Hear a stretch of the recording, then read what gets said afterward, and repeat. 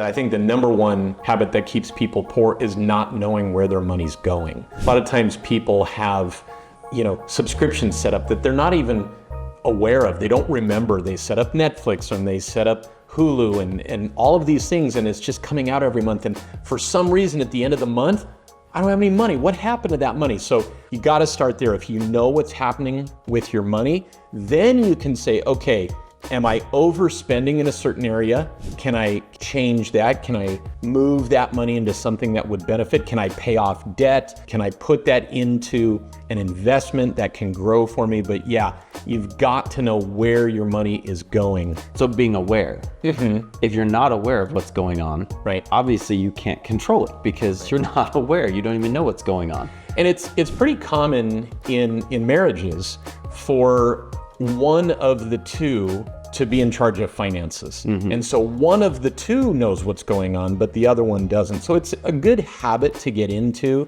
to discuss finances. Both of you have that idea of what's going on. And then when your wife tells you to stop spending money on whatever, just stop. You want to be on the same page. Yeah, you want to be on the same page. I would say number two, but a very close second, would be budgeting.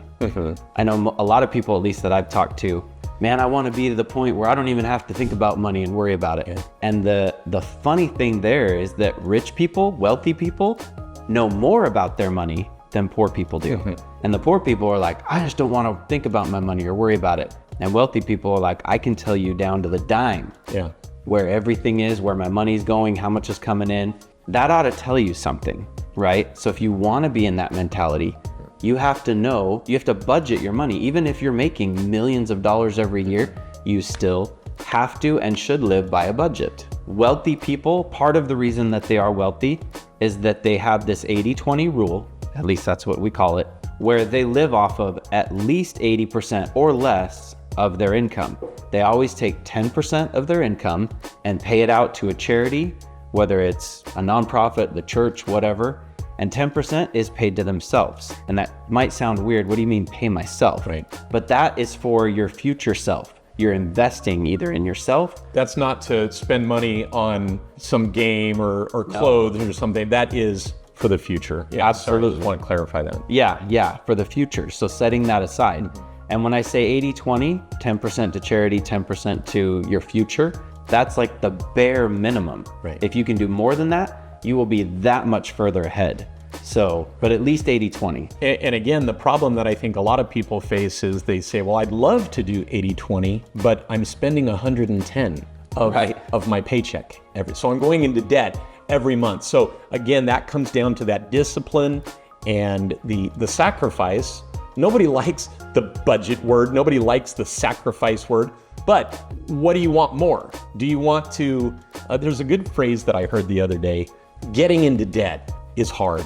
Getting out of debt is hard. You have to choose your hard. Yes, right? I love that. You got to sacrifice at something if you want to get ahead. When you're younger, you don't see how fast retirement comes. You don't see that.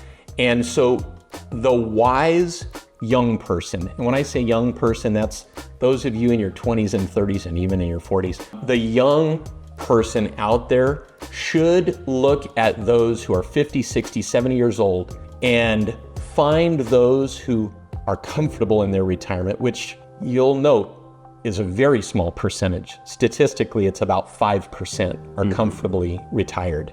And find out what they did differently, right? And what they did differently is they sacrificed, they budgeted, they set aside at least 20%, some for charity, some for their future, and then they lived on the rest. Everybody can do that, right? Everybody can do that. You just gotta sit down, you gotta know where your money's going. You gotta say, does it need to go to this? Discuss it with your partner. Does it need to go to this area? Where can we pull back and set aside? Everybody is in a position to stop spending 110% of their income and get that down to about 80%. It's just a matter of doing it. Yeah. You talk about what they do. you mean what they do with their money, Right. not what they do for a profession. Right. So many times we focus on that. Well, if I was just a doctor, Right. or if I was a lawyer, or X, Y, There Z. are plenty of doctors that are head over heels in debt. Yeah. Right. Yeah. It's what do they do with their money? If you don't control your money will control you. Yep. And that's an absolute fact. So you have to be in control of it. You have to budget. You have to learn how money works, and then you can control it. And I think one of the things that people think about, now we talk a lot about retirement, right? Which people think, 20, 30, 40 years down the road, am I still going to be, is the world still going to be here? Yes, the world will still be here.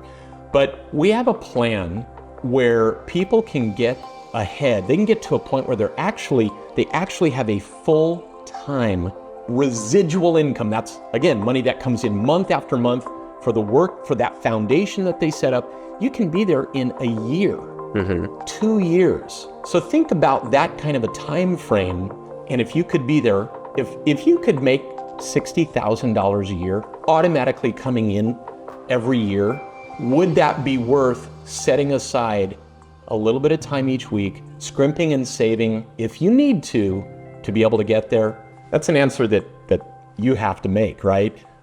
I hope it's obvious that it's worth it. It's worth the time. It's worth the effort to do that. So here's the thing, if you're struggling, which by the way, 95% of Americans are struggling, so don't feel bad about that, but if you're struggling, we want to show you what we've learned through decades of experience, what works to get to the point where you can be financially comfortable.